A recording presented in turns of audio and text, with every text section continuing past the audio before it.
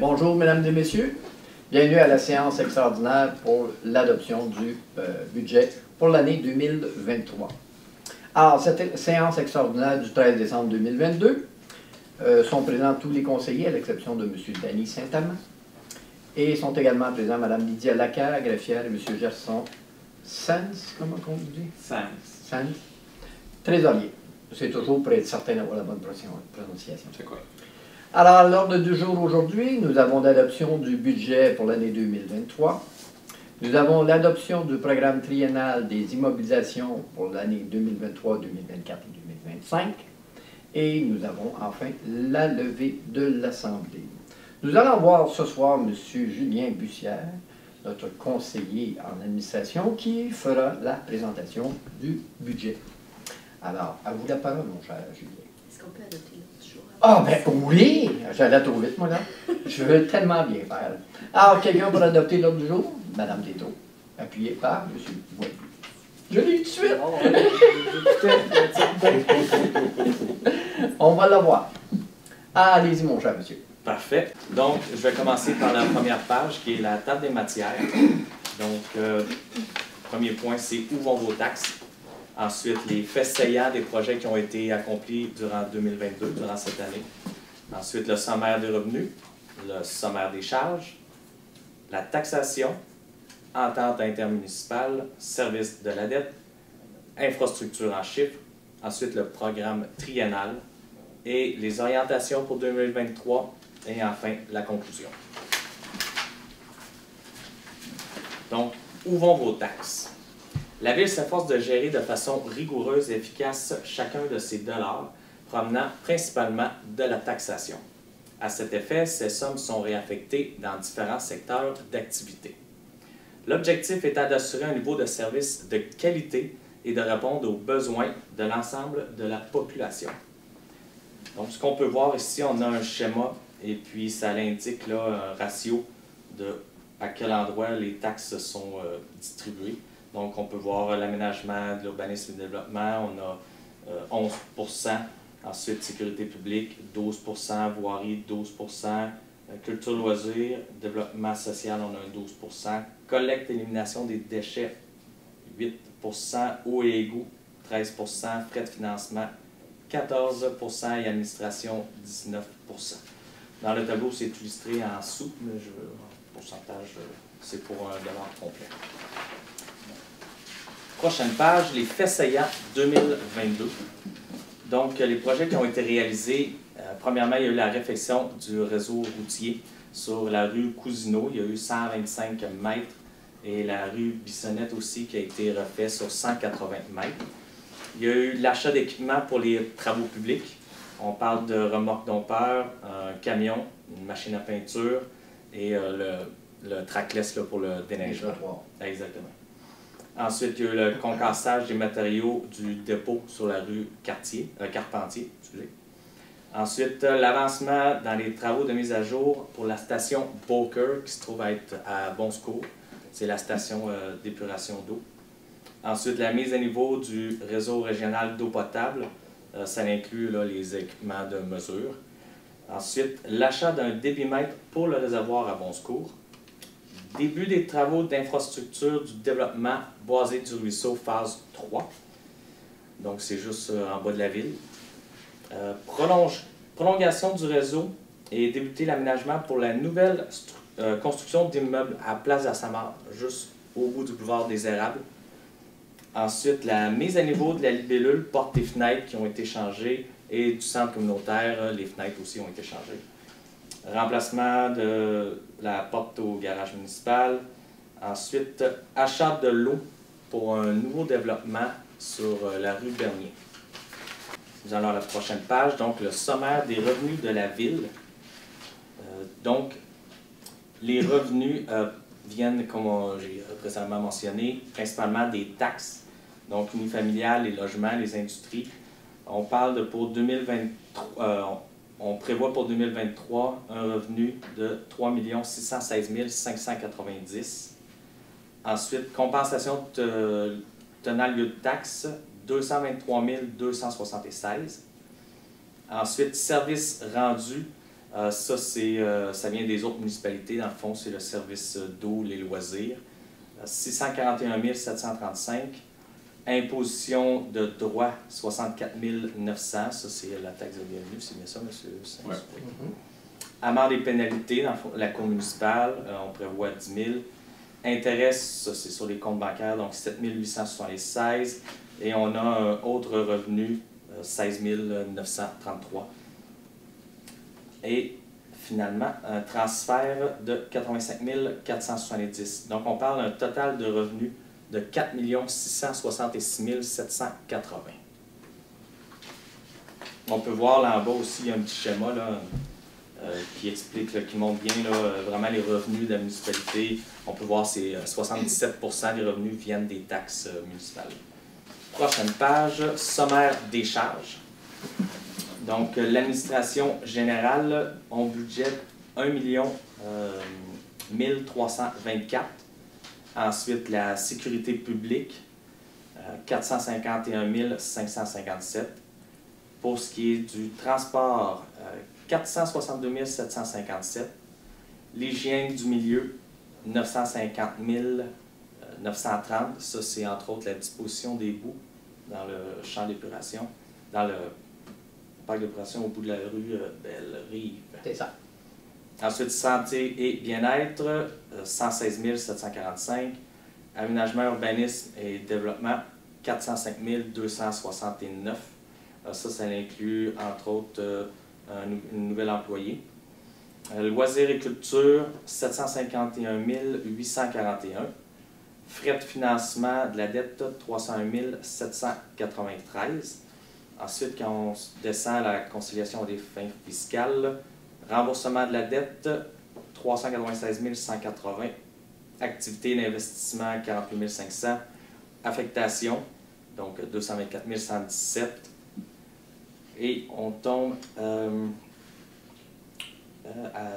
total, bien, enfin, le budget doit être équilibré, donc on tombe à 4 666 780, comme la page précédente pour les revenus. Taxation. Pour 2023, il y a un taux de taxation par 100 $. Si on parle du résidentiel, on parle de 84 cents. Ensuite, pour les 6 logements et plus, 84 cents. Et pour ce qui est des terrains, 84 cents aussi. Les immeubles non résidentiels, 1,56 $. Les immeubles non résidentiels, deuxième sous-catégorie, 1,79 $. Industriel, 1,73 $. Et agricole, 0,84 $ comme le résidentiel. Et ça donne une augmentation de 4,85 par rapport à cette année. Ensuite, pour ce qui est de la tarification des services, donc on parle de l'eau potable, les eaux usées, les revues domestiques, les collectes. On parle de 256 pour l'eau potable, 185 pour les eaux usées et 161 pour les revues. La collecte, ça c'est une augmentation de 6 %. Donc, si on parle pour une évaluation d'une maison moyenne qui se situe à 182 178, les taxes foncières vont s'élever à 1541 et pour les services 602, donc pour un total de 2143, alors que l'année passée c'était 2030. Donc, c'est une variation si on compte le 4,85 du taux de taxe et le 6 % pour la tarification des services. On tombe à 5,56 %, qui donne 113 $ pour une maison de valeur moyenne de 182 178. C'est-à-dire 9 $ par mois, peut-être. Oui, effectivement. Page suivante, taxation. Donc, le budget 2022 a dû être révisé au cours d'année en réponse aux augmentations de toutes les dépenses et à la réaction de l'économie sur les revenus qui a été affectée principalement par la pandémie. Plusieurs réalisations majeures en 2022 et du refinancement du règlement d'emprunt avec un taux d'intérêt plus élevé, les taux d'intérêt qui ont monté, qui ont joué énormément sur notre budget, et le remboursement de la dette à long terme. Ensuite, la conjoncture économique, et oui, effectivement, l'augmentation de l'IPC, qu'on est rendu à 6,85, si je ne me trompe pas, en date de ce mois-ci. Ensuite, les dépenses hors d'un contrôle, donc tout ce qui est essence, électricité, sous-traitance, la MRC, la SQ. Donc, on est tous dépendants de ça sans nécessairement avoir un pouvoir de négociation là-dessus. Des investissements importants à prévoir et l'entretien aussi de nos infrastructures. Développement résidentiel nécessaire pour accueillir de nouveaux citoyens. On a une forte demande. En fait, les terrains de la phase 2 se sont vendus vraiment rapidement dans la dernière année et on a une demande croissante là, de nouveaux résidents. Donc, la Ville n'a pas le choix d'investir pour des nouveaux quartiers. Et du logement également. Oui, du logement aussi, oui. Remboursement de la dette à long terme, évidemment, suite aux investissements. Pas de gros changements au rôle triennal, pas cette année. Ensuite, avec tous ces éléments-là, on n'a pas le choix d'augmenter les taxes de 4,85 pour maintenir les acquis et pour pouvoir faire les projets qu'on a pour 2023, en fait les 3 prochaines années. Prochaine page, c'est un petit résumé là, des ententes intermunicipales. On peut voir Valcourt qui est au centre, entouré de Sainte-Anne-de-la-Rochelle, Lorenzville, Bonsecours, Racine, Malcourt et le canton de Valcourt. Donc, ça décrit un peu là, les ententes qu'on a intermunicipales avec les autres municipalités. C'est pas tout pareil. Là. Il y en a que c'est juste Valcourt et le canton. Page suivante. Service de la dette. Le service de la dette représente les investissements en immobilisation tels que les infrastructures, les bâtiments, les équipements, ainsi que les parcs, les espaces verts. La dette est constituée du remboursement annuel des intérêts du capital de la dette à long terme. Si on regarde la première ligne, la dette recouvrable de l'ensemble des contribuables. Donc, on parle de 7 553 792. Ensuite, la dette recouvrable, secteur riverain, 1 248 110. La dette subventionnée, 2 47 301. Moins la dette subventionnée, dans le fond, c'est le même montant, on tombe exactement à 8 801 902. Ensuite, si on regarde les comparables pour l'endettement total net pour le 100 $ de richesse foncière, dans le fond la RFU, si on se compare avec les autres municipalités, on peut voir 1,81 pour une ville de grosseur similaire, avec le même nombre de citoyens, c'est bien ça. Oui. Ensuite, région administrative, 2,6 et province de Québec, 2,19. On a les ratios là, juste en dessous, 27,38 28,85 34,43. Programme triennal d'immobilisation. Donc, on a, comme mentionné précédemment, on a plusieurs projets qui s'en viennent pour les 3 prochaines années. Donc, on se doit de budgéter ces projets-là. Il y a différentes manières de financement. Alors, je vais aller projet par projet. Il y en a que je nommerai pas nécessairement qui sont écrits parce que ça n'impacte pas sur 2023. Mais je vais y aller pour l'administration pour commencer. Donc, renouvellement de l'équipement informatique, on parle de 13 000 $. Ensuite, développement d'une marque territoriale, d'intégrer le vive l'ingéniosité dans nos communications. On a 5 000 $ de budgété là. Le remplacement du système de zonage du climatiseur central hôtel de ville, 12 000 $. Réaménagement de la voûte anti-feu, qui se trouve à être au rez-de-chaussée ici, 25 255. Ensuite, sécurité publique. Donc, on a des caméras de surveillance supplémentaires, un 5 000 $ qui vient s'ajouter là. Pour ce qui est du département du transport, on a réfection du réseau routier. Dans le fond, on a, à chaque année, on vote qu'est-ce qu'on va faire comme réfection. Et puis, on a un budget de 30 000 $ de prévu là. Ensuite, il y a la rue Champlain, entre Desranleau et Descaries. C'est pas pour 2023, mais on a quand même, je tiens à le mentionner, en 2024, 1,5 million de budgété pour ce projet-là. Ensuite, aussi en 2024, on parle de développement sur la rue Bernier. On a 1 140 000. Ensuite, si on continue en 2023, Plaza Samar, on a 92 000 de budgété.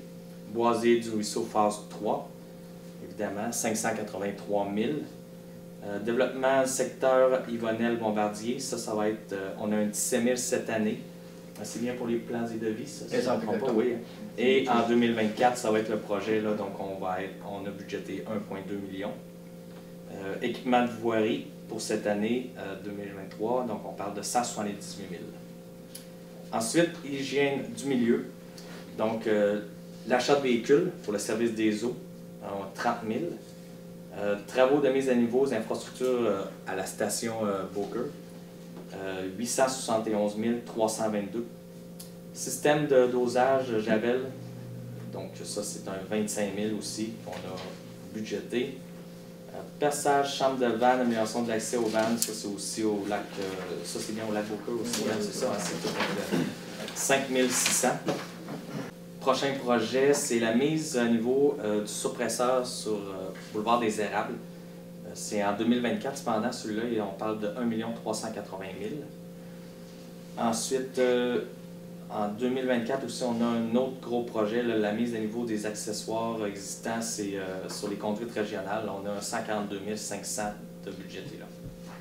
Si on continue, en 2023, la réhabilitation aux étangs 3 et 4 pour les boues et suppresseur d'air municipal, c'est 104 988 de budgété. Remplacement du dégrilleur et contrôle, ça c'est 150 000. Remplacement de la génératrice Bissonnette et Cartier, 100 000. Ensuite, aménagement, urbanisme et développement. Donc les affiches qu'on veut changer à l'entrée des villes. Et pour la phase Boisier du Ruisseau, phase 3, vous voyez, un 20 000 là. Parc à Place de Samar ainsi qu'un sentier, 30 000 de budgété.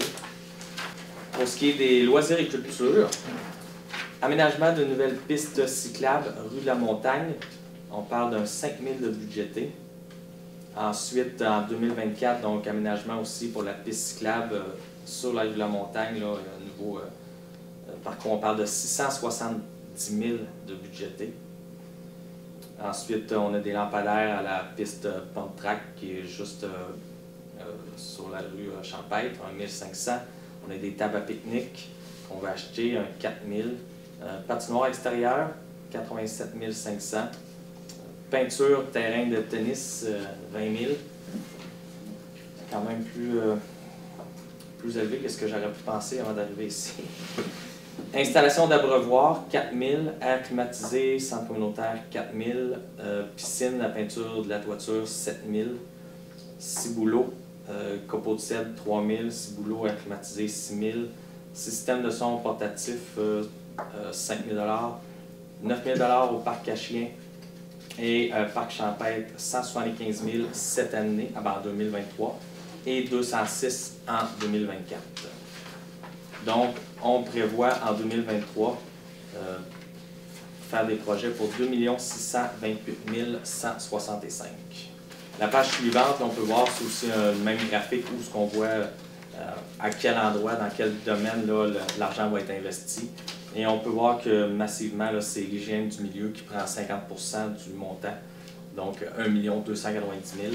Et le transport, c'est quand même 900 000 aussi, là, près d'1 million. Là.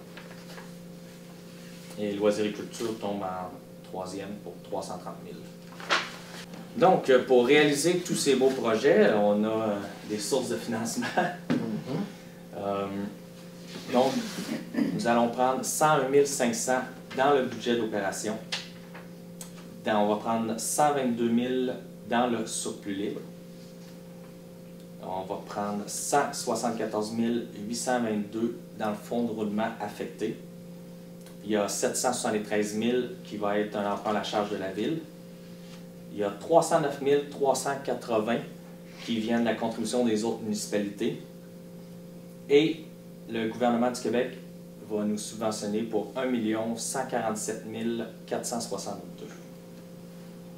Et ces subventions-là, représentent 44% là, du montant total des projets que nous allons réaliser. Donc, prochaine page, c'est Orientation 2023. C'est un peu un résumé là, de tous les projets qui vont être faits. Donc, réhabilitation des étangs 3 et 4, les eaux usées, les boues en fait. Ensuite, réaménagement de la voûte anti-feu, poursuite des travaux d'infrastructure pour la phase boisée du ruisseau, phase 3, achat d'équipements pour les travaux publics, achat d'un véhicule de service pour le service des eaux, terminer les travaux de mise à niveau à la station du lac Beaucoeur à Monscourt, aménagement d'un parc à Place de Samar, amélioration du parc champêtre, phase 1, effectivement, parce qu'il va y avoir 2 phases, construction d'une patinoire extérieure et plusieurs investissements dans les installations d'eau potable et eau usée. En conclusion, le Conseil veut poursuivre le développement de la ville et donner des services de qualité à ses citoyens, et toujours dans le but d'attirer des nouveaux résidents. On veut aussi assurer la pérennité de nos actifs, de nos infrastructures et prolonger la durée de vie de ceux-ci. Donc, quand on décide d'investir et d'améliorer des immeubles, on essaie toujours de penser à ça, que c'est quelque chose qu'on veut qui dure longtemps. Et évidemment, maintenir la santé financière de la ville en priorisant des projets en accord avec les orientations stratégiques que la ville s'est données. Alors, je propose que le conseil municipal accepte le budget présenté. Est-ce que quelqu'un peut? Monsieur Lacroix. D'accord. Et je propose que le conseil municipal accepte le projet triennal que je viens de présenter. Monsieur Boyer. D'accord. Parfait. Et Monsieur Bussière, je vous laisse ce privilège de faire là. Il y avait une question, commentaire. Oui, excusez-moi. On peut poser des questions? On peut poser des questions? Certainement, Ouais. certainement. Savez-vous, Si vous pouvez vous nommer. Ah, Damien Gagnon. J'aurais une question pour le conseil. Avez-vous fait une extrapolation du comment on va financer ça dans les 3 années qui viennent? Les projets, là? Oui. Parce que là, je vois que la dette part en vrille. Ça monte en flèche. La dette monte en flèche, oui, parce qu'avec les infrastructures, il faut les faire. Ça coûte de quoi? Mais avec la vente, on ne tient pas compte actuellement de la vente des terrains dans notre budget. Alors, si jamais il y a des terrains qui sont vendus, ça va rembourser une bonne partie de la dette déjà là-dessus. Ça, c'est pour le développement. Ça, c'est juste pour le développement. Il y a une bonne partie qui sont des subventions aussi. Ouais, il reste quand même une partie, près de 60% des emprunts sont à la charge de la ville. En plus, il va y avoir, on a prévu faire certaines réfections de rues pour certaines rues de la ville, mais ça c'est projeté mais n'est pas confirmé. C'est pour ça qu'on l'a déplacé au 2024-2025, ça dépend de les santé financières qu'on se trouve. Mettons, quand on va faire le budget 2024, c'est qu'on va prendre comme décision si on le laisse dans l'année respective qu'on a mis dans le programme national, on le déplace dans l'année suivante. Mais c'est ça qu'on voudrait comme développer parce qu'on plaçait le développement de certaines rues par rapport à certains niveaux de développement qu'on va avoir la ville. Selon, il doit être coordonné avec les mêmes montants, les mêmes moments de l'année. C'est ça. Il y a aussi des réévaluations d'investissements qui sont présentement dans la ville, réévaluations qui vont apporter des augmentations de taxes. Là. Si on ne l'a pas pris en considération, on sait que ça s'en vient. Oui, c'est ça. Bon, c'est ça que je veux dire. Est-ce que les maisons se sont bâties cette année? On ne sait pas ce qui va arriver avec les autres terrains, mais avec ce qu'on connaît aujourd'hui, ça représente quoi dans les revenus projetés pour... parce que là, ce que je vois, c'est qu'il y a beaucoup de projets, des beaux projets sans aucun doute, mais tantôt, on va falloir les payer. Puis quand je regarde la partie imputable à l'ensemble de la ville, elle est très importante. Je regardais tantôt 1,4 million imputable à la ville, c'est-tu le projet du boisé du ruisseau? En fait, c'est 40%. les prix des terrains vont être connus en début janvier. En janvier. En janvier, c'est ça. exactement. Okay. Parce que les terrains ont tous été subdivisés. Mais le projet est imputable au secteur ou à l'ensemble de la ville? À une partie secteur, partie ensemble. Quel pourcentage? 70. 70 centres, c'est ça. 70 30. secteurs, 70 secteurs, 30... Oui. Exactement. L'affectation de 224 000, ça vient du budget courant ou des surplus antérieurs? On va prendre comme partie du budget courant et on prend quelques sommes pour le budget qui vient des années précédentes.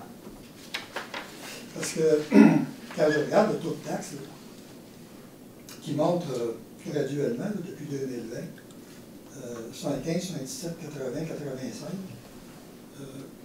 on va se comparer à quoi par rapport à nos voisins? Une chose, juste vous dire, actuellement, notre valeur imposable, okay, notre LFU, c'est une valeur qui date de là, 5 ans, là, ça a été reporté la même valeur, OK? Elle a été reconduit, comme on dit.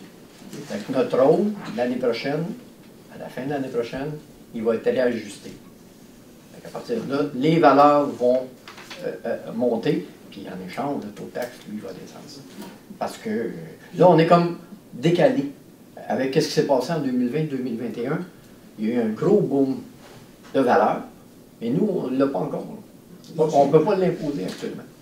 Mais il date de quand, notre rôle d'évaluation, 2020? Non, notre rôle d'évaluation, attends, là, c'est 2021, 2022, 2023, si je me souviens bien. Fait que c'est 19, 18, 17, 2017, c'est ça? 2017. Il n'y a pas eu d'équilibration de... Non.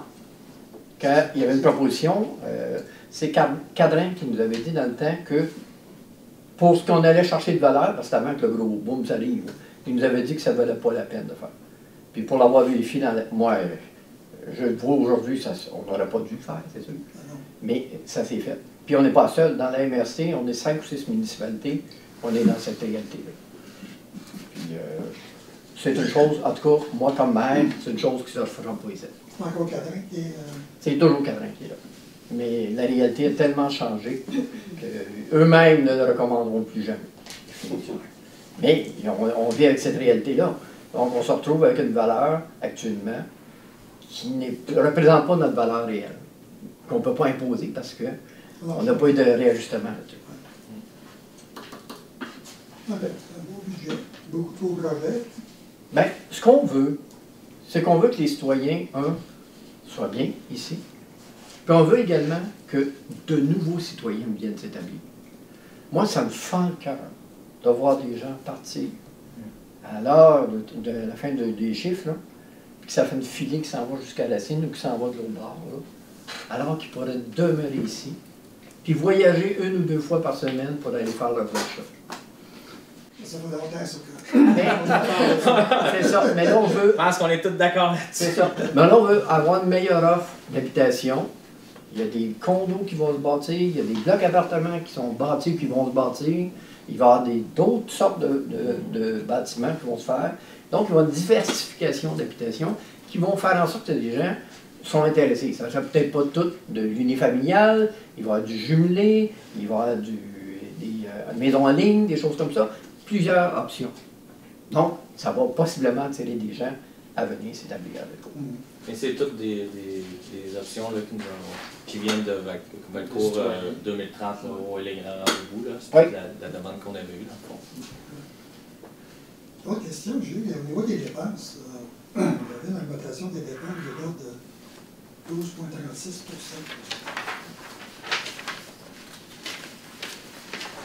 Comment vous justifiez Mon cher monsieur, c'est 2 fois l'inflation? vous devriez voir ce qu'on a comme facture. C'est effrayant comment les montants ont augmenté. On demande une chose super ridicule, hein? On vient de faire un changement de lettrage. Une lettre ou un chiffre qu'on a fait changer. Un chiffre qu'on a fait changer pour l'heure d'ouverture maintenant, qui va être, ça se ferme à midi le vendredi au lieu de 1 heure. Pour ça, ça a coûté 50 $ pour un chiffre. Ça, c'est un exemple. C'est pas drôle en tant que tel, mais c'est pour vous dire comment c'est exubérant. Les frais ont augmenté, ça n'a pas d'allure, que ce soit au niveau des incendies, que ce soit au niveau de la MRC, que ce soit au niveau de la police. Tous ces frais-là ont augmenté. La sous-traitance. La sous-traitance, c'est effrayant. On ben, doit dealer avec des frais exorbitants. En plus, pour les OUC, que c'est comme notre grosse dépense, toujours, mais la disposition de vue, et c'est plus, mettons que ça fait comme 5 ans, on a eu des dépenses pour ça de disposition et transport, et c'est comme 100 000 maintenant, on est rendu à 300 000 pour vider 2 étangs seulement. C'est-à-dire l'étang 3 et 4, que c'est le projet de l'année prochaine. On est en train de regarder, on va faire les travaux en printemps de l'année prochaine. Et pour vider ça montait beaucoup toutes les dépenses. Un autre exemple, je vais vous donner avec la MRC pour la cueillette. Je pense, si je m'abuse, je ne veux pas m'avancer trop, mais je crois que c'est pour les matières compostables. Le contrat initial était de 30 000 $ pour l'essence. Mais il y avait un contrat d'essence, il y avait eux autres, là. On a passé de 30 000 à 150 000 $. On doit dealer avec ça, on n'a pas le choix. Tous les contrats de transport ont monté à des prix qui n'ont pas d'allure. La COVID a le doigt large. Ah, oui. Mais là, pour l'instant, c'était l'abondance également. Fait que tout le monde investissait, faisait des choses. Fait que, il y avait un certain choix là-dessus. Ça va possiblement se résorber avec la récession, en tout cas le ralentissement économique. Mais pour l'instant, c'est quasiment porte ouverte pour ce qui est des rentrées d'argent pour eux autres. C'est frustrant, mais nous, on n'a pas le choix, on doit dealer avec des entreprises, on doit dealer avec des contrats tels que c'est structuré. Ah oui, c'est vrai. Les prix ont déjà commencé à baisser, par exemple. Oui, oui, oui. On verra ce que ça va donner en 2023. Peut-être qu'on va pouvoir ajouter des prix à la baisse. Si les prix sont encore inabordables, bien, il y a des projets possiblement on va retarder. Mais on a des installations qui sont vieillissantes. Ça aussi, il faut rentrer ça en ligne de compte. Les citoyens, eux, ils ont le droit d'avoir un bon service. Si dans des coins, il y a des sections qui commencent à être fatiguées, bien, il faut un jour décider de les faire aussi, ces réparations. C'est sûr. Bon. Pas d'autres commentaires de ma part. Ben, c'est correct. Ben, merci beaucoup. Alors, M. Bussière, cette fois-là, je vous demande de vrai. Oui, je propose de lever l'Assemblée. Merci. Merci. Alors, prochaine séance extraordinaire du 13 décembre 2022, à 19h35. Alors, sont tous présents, à l'exception de M. Dany Saint-Amand. Et bien sûr, était également présente Mme Lydia Lacaire et M. Gerson Sanders. On va dire que c'est correct, hein? C'est ça. Alors, l'ordre du jour pour cette assemblée extraordinaire, nous avons l'avis de motion du règlement numéro 646 concernant l'imposition des taxes et compensations pour l'année 2023, le certificat de paiement numéro 6 pour l'usine du lac Beaucourt. Le point 3 est reporté. Le point 4, l'avis de motion de règlement numéro 618-3, modifiant le règlement 618 décrétant un programme de revitalisation dans la ville de Valcourt. Et enfin, la levée de l'Assemblée. Est-ce que ça convient à tout le monde? Oui, propose. Qui propose? M. Bussière, appuyé par Mme Bombardier. Alors, avis de motion au règlement numéro 646, M. Bussière. Oui, moi, Julien Bussière, conseiller à la ville de Valcourt, donne avis de motion qu'à une prochaine séance du conseil, le règlement intitulé Règlement 646 concernant l'imposition des taxes et compensations pour l'année 2023 sera présenté pour adoption. Il est également fait dépôt du projet de règlement à séance tenante. Une dispense de lecture du dit règlement est demandée afin d'alléger la procédure. Une copie du dit règlement remise aux membres du conseil municipal est disponible sur le site internet de la ville de Valcourt, le tout conformément à la loi. De plus, celui-ci peut être consulté au bureau de la ville de Valcourt. D'un avis de motion. Oui. On va passer l'appui. Exactement. Point 2, le certificat de paiement numéro 6 pour l'usine du lac Beaucourt, M. Boyer. Oui. Il est attendu que la recommandation du paiement numéro 6, produite par M. Jean Maillotte, architecte chez Architecte Design, en date du 7 décembre 2022. Je propose donc que le Conseil municipal autorise le trésorier à émettre le paiement du certificat numéro 6 au montant de 158 074,27 $, extra les taxes applicables, à la firme Construction Olivier et Lyonnais relativement aux travaux d'agrandissement de l'usine d'eau potable du lac Beauvieux, tel que recommandé par M. Jean Maillotte, architecte chez Architecte Design, selon sa recommandation datée du 7 décembre 2022. Quelqu'un puis? J'ai pas fini. Ah, excusez. Que le Conseil municipal autorise la directrice générale à signer pour au et non de la ville de Valcourt le formulaire de certificat de paiement numéro 6 et tout autre document y étant relié. Là, je vais terminer. Je ne vois pas vu le petit bout comme bas. Pas de problème. OK, alors qui puis? M. Lacroix. D'accord. Le point suivant, c'est l'avis de motion pour le règlement 618-3. Oui, l'avis de motion qu'à une prochaine séance du Conseil, le règlement intitulé Règlement 618-3, modifiant le règlement 618 décrétant un programme de revitalisation dans la ville de Valcourt, sera présenté pour adoption. Il a également fait dépôt du projet de règlement séance tenante. Une dispense de la lecture du dit règlement est demandée afin d'alléger la procédure. Une copie du dit projet de règlement est remise aux membres du Conseil et est disponible sur le site internet de la ville de Valcourt, le tout conformément à la loi. Ah, un avis de motion. Et un dernier avis de motion. Ah, il en reste tout ça. Attends un peu. Non, c'est correct. C'est moi qui ai décalé. Hein. Levé de l'Assemblée? Oui, OK. Non, c'est bon. Pas habitué avec ton article. Alors, qui propose l'avis de l'Assemblée? Madame Tétro, cette fois-ci. Ah, désolé. Elle était plus vite que toi. Pas de problème.